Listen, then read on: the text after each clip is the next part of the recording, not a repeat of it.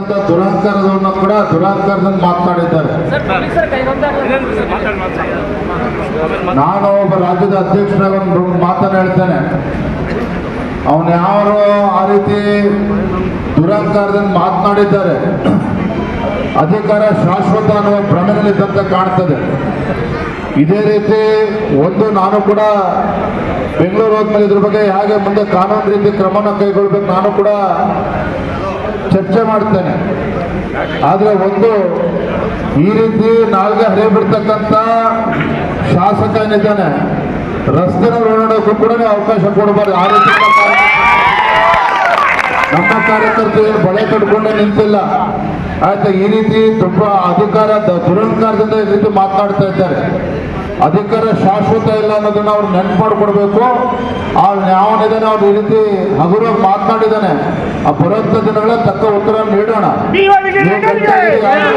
ಕೂಡ ಎದುರ್ಕೊಳ್ತಕ್ಕಂಥ ಪ್ರಶ್ನೆನೇ ಇಲ್ಲ. ಇವತ್ತೇನು ಭಾರತೀಯ ಜನತಾ ಪಾರ್ಟಿ ಕಾರ್ಯಕರ್ತರಿದ್ದಾರೆ, ಅಧಿಕಾರ ಇಲ್ಲದೇ ಇದ್ದಾಗೆ ಎದುರಿಲ್ಲ ನಾವು. ಇವತ್ತು ಬಿಜೆಪಿ ಮತ್ತೆ ಅಧಿಕಾರಕ್ಕೆ ಬರ್ತಕ್ಕಂಥ ಸಂದರ್ಭದಲ್ಲಿ ಈ ರೀತಿ ಪುಡಾರಿಗಳಿಗೆ ಎದುರ್ಕೊಳ್ತಕ್ಕಂಥ ಪ್ರಶ್ನೆ ಇಲ್ಲ. ನೀವೆಲ್ಲರೂ ಧೈರ್ಯವಾಗಿದೆ, ನಾನು ಕೂಡ ನಿಮ್ ಜೊತೆ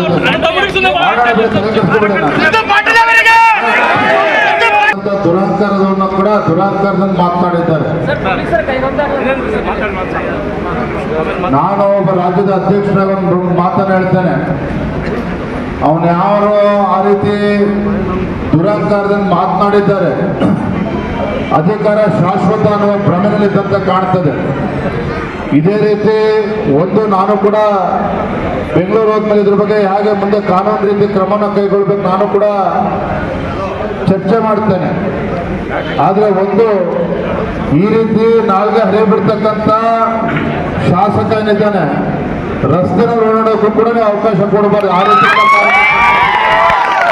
ನಮ್ಮ ಕಾರ್ಯಕರ್ತರು ಬಳೆ ಕಟ್ಕೊಂಡೆ ನಿಂತಿಲ್ಲ.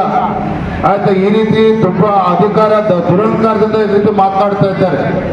ಅಧಿಕಾರ ಶಾಶ್ವತ ಇಲ್ಲ ಅನ್ನೋದನ್ನ ಅವ್ರು ನೆನ್ಪು ಮಾಡಿಕೊಡ್ಬೇಕು.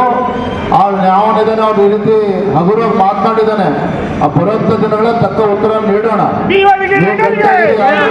ಕೂಡ ಎದುರ್ಕೊಳ್ತಕ್ಕಂಥ ಪ್ರಶ್ನೆನೇ ಇಲ್ಲ. ಇವತ್ತೇನು ಭಾರತೀಯ ಜನತಾ ಪಾರ್ಟಿ ಕಾರ್ಯಕರ್ತರಿದ್ದಾರೆ, ಅಧಿಕಾರ ಇಲ್ಲದೇ ಇದ್ದಾಗೆ ಎದುರಿಲ್ಲ ನಾವು. ಇವತ್ತು ಬಿಜೆಪಿ ಮತ್ತೆ ಅಧಿಕಾರಕ್ಕೆ ಬರ್ತಕ್ಕಂಥ ಸಂದರ್ಭದಲ್ಲಿ ಈ ರೀತಿ ಪುಡಾರಿಗಳಿಗೆ ಎದುರ್ಕೊಳ್ತಕ್ಕಂಥ ಪ್ರಶ್ನೆ ಇಲ್ಲ. ನೀವೆಲ್ಲರೂ ಧೈರ್ಯವಾಗಿದೆ, ನಾನು ಕೂಡ ನಿಮ್ ಜೊತೆ